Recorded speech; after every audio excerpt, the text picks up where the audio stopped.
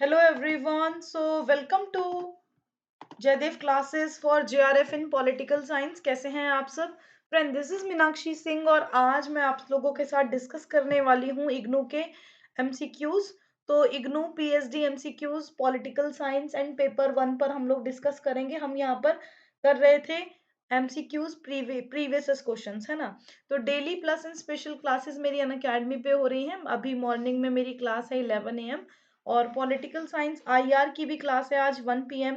इसके अलावा जो डिटेल्ड कोर्स चल रहा है कंपैरेटिव पर, तो वो 9 PM होता है, ये अल्टरनेट डेज पे हो रहे हैं। लेकिन जो वेस्टर्न पॉलिटिकल थॉट यानी 11 AM वाली क्लास है वो डेली होती है। स्पेशल क्लासेस क्विक डिस्कशन चल रहा है प्रीवियस क्वेश्चन पर, ये 4 PM हो रहा है डेली। आप लोग आ सकते हो। वीकली फुल मॉक टेस्ट हो रहे हैं, यूनिट बेस्ड टेस्ट हो रहे हैं, प्लस सब्सक्रिप्शन आइकॉनिक सब्सक्रिप्शन आप ले सकते हैं। और ये काफी अच्छा आप लोगों के पास मौका है, मैं आप लोगों को दिखा देती हूँ। देखिए ये, तो यहाँ पर आप लोगों को एक काफ़ी अच्छा एक मौका मिल रहा है।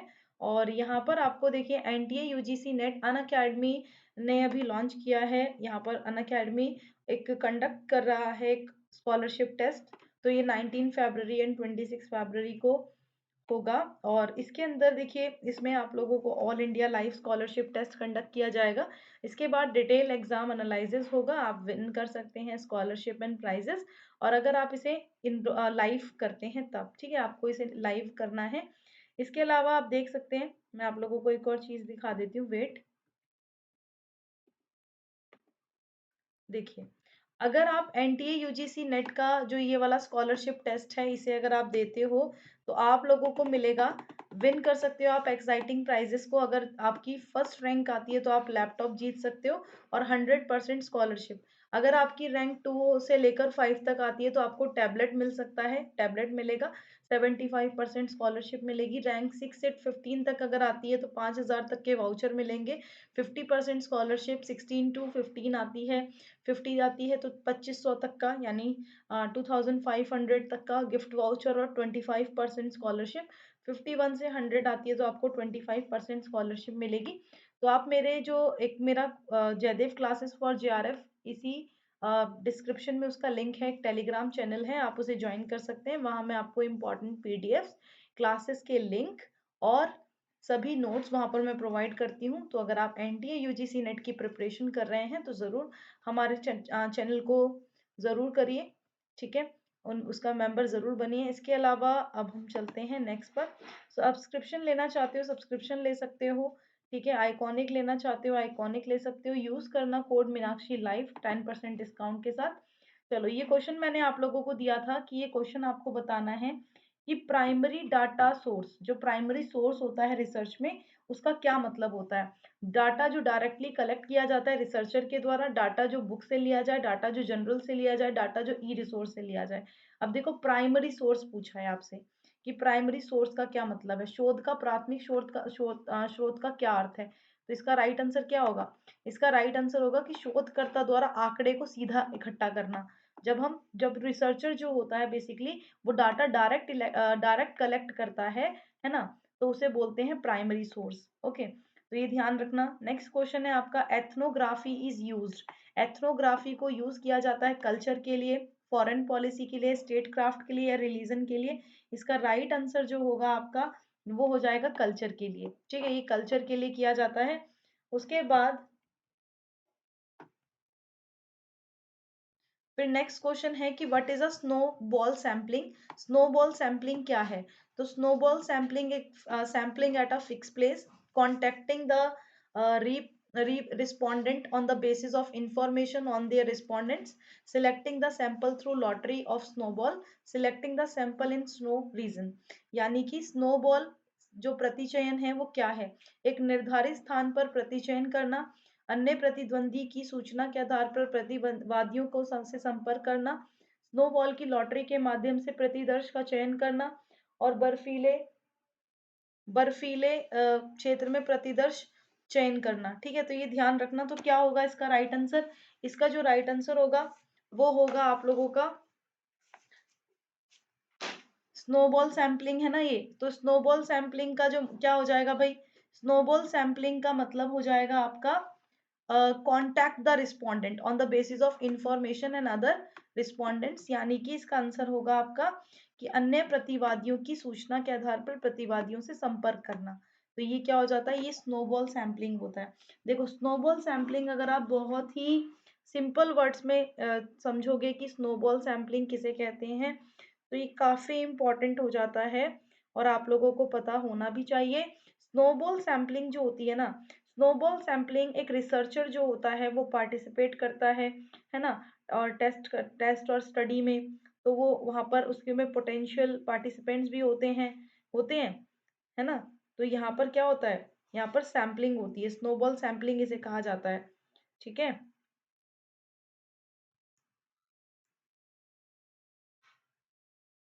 तो ये ध्यान रखना। तो ये बेसिकली आपका स्नोबॉल सैम्पलिंग हो गई।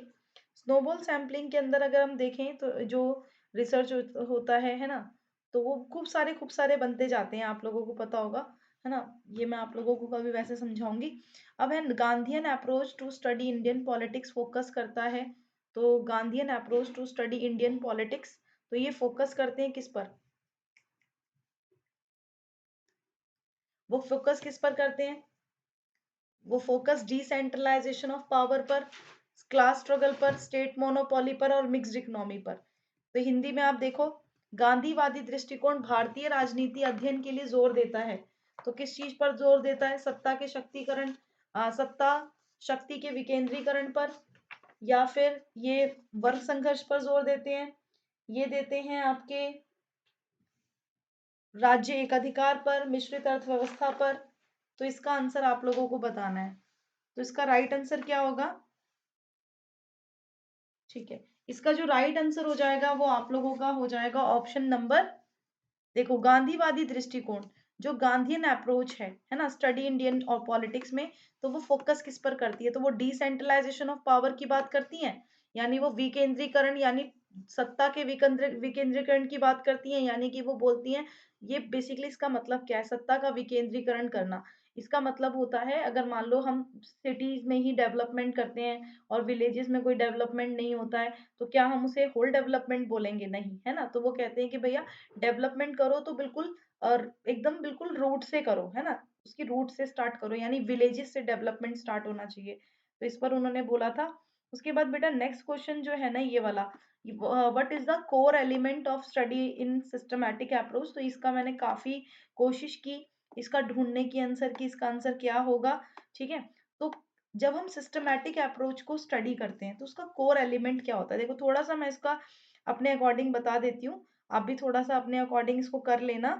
ठीक है, तो ये आप लोगों को काफी हो जाएगा। देखो जो सिस्टमैटिक अप्रोच है इसको बेसिकली जो माना जाता है, तो ये कहा जाता है कि इसको बोलते हैं प्रणालीगत, क्या बोलते हैं, प्रणालीगत दृष्टिकोण कहते हैं। और प्रणालीगत दृष्टिकोण जो होता है ये एक व्यवस्थित दृष्टिकोण होता है, कैसा होता है, व्यवस्थित दृष्टिकोण। इसमें एक राज्य राजनीति के विश्लेषण हेतु क्या होता है, सर्वमान्य रूप से प्रयोग किए जाते हैं।